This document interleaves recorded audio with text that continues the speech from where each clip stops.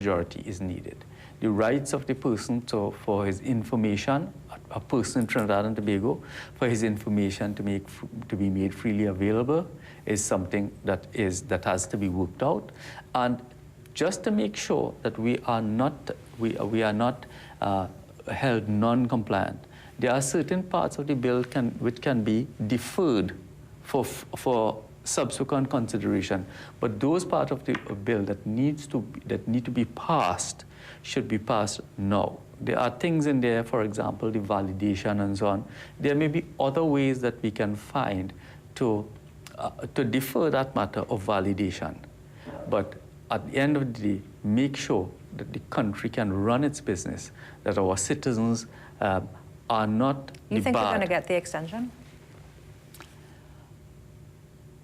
I am not sure that we will, and I think that the probability will be a low one. Let us ask the Honorable Minister of Finance whether he has in fact gotten it, because there are only 15 days to go for the deadline, and that's an area that has to be answered early because of the damage that can be done to the economy, that can be done to the banks, that can be done to our citizens buying and selling in US dollars, whether it be by credit card, whether it be by paying money for your children, and by suppliers, because or purchasers of goods and services which are used on sale to Trinidad and Tobago citizens. So we've been granted an extension before. We're asking for another extension at this time. That extension was not granted to Trinidad and Tobago solely. That extension was made on the basis that an undertaking was in place that the government of Trinidad and Tobago would sign the agreement. And on that basis, the extension was granted. There are two forms of agreement, as I said. One is where all financial institutions would report to the competent authority in Trinidad, which ought to be the Board of Inland Revenue or its successor. And then the Board of Inland Revenue will send directly this information to its counterparty, which is the U.S. Treasury. That's the agreement that we are subscribing to. If you had to speak to the both political leaders at this point, considering that the countdown is on, 15 days to go, what would you tell them? I would say that whatever compromises we need to make, we must make those now and ensure that the country is not blacklisted so that we could go on to do the business of the people and for the benefit of all our citizens.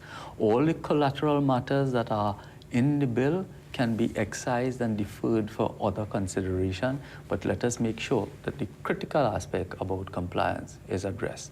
There are more fundamental issues that we will have to address about the sharing of information, but that doesn't mean that we have to go into a reciprocal agreement. We could go for the time being into, let's say, a non-reciprocal agreement for which there is provision.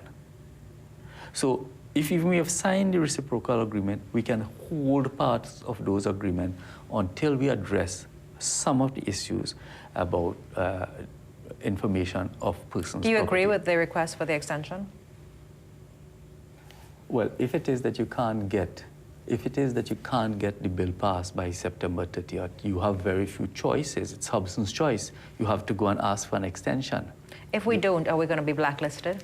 And what will it mean for the economy? The probability is high that we will be blacklisted because we going solely to ask for, just on behalf of Trinidad and Tobago for an extension, might have ramifications in the US, its own legal system and so on, that may not allow for it. And that is the danger that we face, and it's a danger that we must address fulsomely. So we've come to the end of this interview, and I'm sure that we will continue to discuss this. And we will have Subhas back on set as we look at budget 2016-2017 moving forward. What can we expect? I think the Prime Minister has really and truly said that, or set the tone. Things will not be business as usual. I'm Hema Ramkissoon, and this is The Morning Brew. We take a short break. When we come back, we'll have more for you. Stay with us.